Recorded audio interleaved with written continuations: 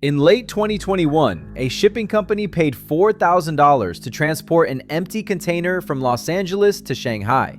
The same route with a container full of electronics cost $3,800. It cost more to ship the empty box than the loaded one. This seems impossible. Weight should matter. Cargo should increase the cost. But in global logistics, the opposite is often true. Most people assume that shipping prices work like moving truck prices. More weight means a higher cost. Heavier cargo means more fuel and a higher price. This makes intuitive sense. However, this is completely wrong when applied to container shipping. The global container network does not price based on what is inside the box. Rather, it prices based on where the box needs to be and how quickly it needs to get there. Container shipping is not about moving goods, it's about moving containers. This distinction is the most important factor in understanding why prices behave the way they do. A shipping line does not care whether your container is full of smartphones or empty air. They care about whether the container will be in the right place at the right time to pick up the next high-value load. The system works like this. Goods manufactured in China are loaded into containers and shipped to Europe and the United States. The containers arrive, are unloaded, and sit empty at the destination port. Meanwhile, back in China, factories are producing more goods that need containers. The shipping company now faces a choice. They can wait to find cargo heading back to China to fill the empty containers, or they can send the containers back empty immediately so they are available for the next outbound shipment. Waiting costs money. Each day that a container sits idle at a Los Angeles port, it is not generating revenue in Shanghai. Port storage fees accumulate. Opportunity cost builds.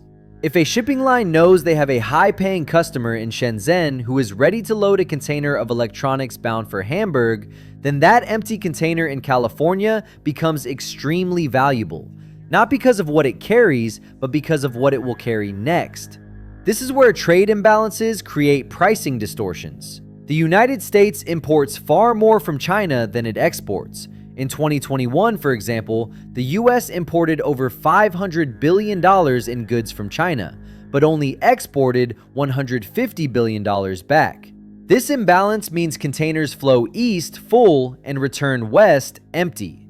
Shipping lines need those containers back in Asia quickly to meet demand. Speed becomes more valuable than cargo. An empty container bound for Shanghai might be loaded first. It might be placed on a faster vessel. It might skip secondary ports to reduce transit time by days. While all of this costs money, the shipping line pays willingly because the container's next job is worth far more than anything it could carry on the return trip. A full container heading back to China with recycled cardboard or scrap metal generates revenue, but not enough to justify the slower repositioning process. The economics become even stranger during supply chain disruptions. In 2021, for example, port congestion in Los Angeles and Long Beach left thousands of containers waiting to be unloaded. Shipping lines desperately needed those containers. Factories in China were operating at full capacity. Demand in Europe and the US was surging. Each container stuck in California meant one less container that could be loaded in Shenzhen. The cost of that delay, measured in lost contracts and missed shipments, far exceeded the cost of moving an empty container. Some shipping lines began offering negative rates for certain backhaul routes. They would pay importers to send containers back empty to get them into position faster. The container itself became the commodity. Its location mattered more than its contents. Consider the opportunity cost more precisely. A shipping line has a contract to transport 10,000 containers of consumer electronics from Shenzhen to Rotterdam over the next quarter. Each container generates $4,000 in revenue. If the containers are delayed in returning to Asia, the shipping line cannot fulfill its contracts. The company would lose revenue, credibility, and future business. In this context, paying an extra few $100s to expedite an empty container makes perfect sense, and port dynamics reinforce this. Some ports are net importers, others are net exporters. Los Angeles imports, Shanghai exports. The flow is structurally imbalanced. Containers pile up in Los Angeles with nowhere to go.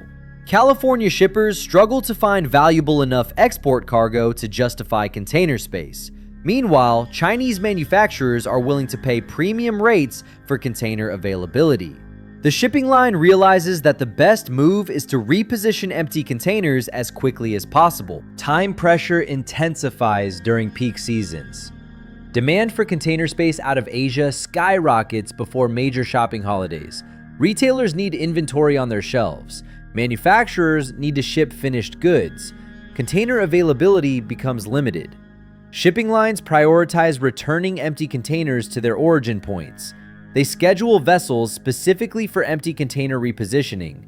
They absorb the cost because missing peak season demand is far more expensive. This reveals something fundamental about how modern logistics prices risk and opportunity. The physical cost of moving a container, fuel, crew, and vessel time, is relatively fixed whether the container is full or empty. What varies wildly is the strategic value of having that container in the right place. For example, a container in Los Angeles has low strategic value if the next high-margin route originates in Shanghai. Conversely, a container in Shanghai has high strategic value because that is where demand originates. Shipping companies optimize for network efficiency rather than the profitability of individual shipments. They manage global fleets of millions of containers. Their goal is to maximize utilization and revenue across the entire system. Sometimes, this means incurring a loss on one leg of a journey to generate a profit on the next 3. For example, an empty container heading west might lose money on that specific voyage, but generate enormous returns when repositioned and loaded eastbound, and the pricing reflects this. During the pandemic, rates for eastbound trans-Pacific routes from China to the US spiked to over $20,000 per container. Rates for the return trip from the US to China often sat below $2,000. The imbalance was extreme. But it made sense within the system. Demand was in one direction. Supply was constrained. Containers needed to flow back to meet that demand. Pricing followed the constraints, not the cargo. Even fuel costs, which should theoretically favor loaded containers since weight affects consumption, are rendered insignificant. Modern container ships are so large that the marginal fuel cost of one additional container, full or empty, is negligible. A ship carrying 10,000 containers uses nearly the same amount of fuel whether 9,000 are full or all 10,000 are. The fuel cost per container is almost identical. What changes is the revenue potential. This is why shipping companies sometimes refuse cargo on backhaul routes. If accepting low-value cargo would delay the return of a container to a high-demand port, the company will decline the business.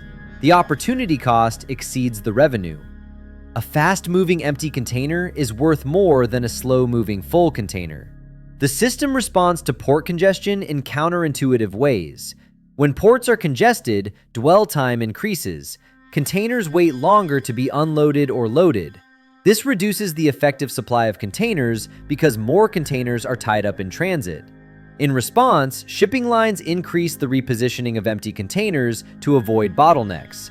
They reroute vessels. They skip congested ports. They pay premium rates to get containers back into circulation. All of these actions add cost, and much of that cost falls on empty container movements. Chassis shortages compound the problem. In the US, containers often sit on chassis, the wheeled frames that allow trucks to transport them. When chassis are scarce, containers cannot leave ports quickly. This creates a backlog. Shipping lines need those containers to be freed up and returned. They pay extra to expedite the process. Once again, the empty container becomes more expensive to move due to the system constraint of chassis availability, which makes speed more valuable than cargo.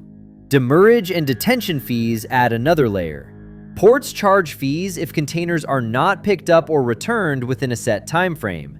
These fees escalate daily. For a shipping line, paying to move an empty container immediately can be cheaper than paying accumulating port fees while waiting for export cargo. The calculus is simple. Move it now, even empty, or pay more later. All of this illustrates a broader principle about pricing in complex systems. Price does not reflect intrinsic cost. It reflects system dynamics, bottlenecks, imbalances, and strategic positioning. The container shipping industry is optimized for flow. Anything that disrupts flow, whether it is waiting for cargo, port congestion, or trade imbalances, gets priced accordingly. The empty container paradox is not a market failure. It is a feature of a system designed to move goods as efficiently as possible across a structurally imbalanced global economy. Containers accumulate where imports exceed exports. They are needed where exports exceed imports. Getting them from where they are to where they are needed as fast as possible becomes the priority. Understanding this changes how you see global trade. Ships, ports, and containers exist to support the flow of goods from manufacturing centers to consumer markets. However, that flow is not balanced. It never will be. The pricing reflects this reality. An empty container heading to Shanghai is heading toward the next shipment. A full container heading to Shanghai indicates a lack of demand. In that context, the empty box is more valuable. This is modern capitalism operating on a large scale. It's rational, efficient, and utterly indifferent to intuition. The next time you see a container ship, remember that half of its containers might be empty. The shipping line is perfectly fine with that.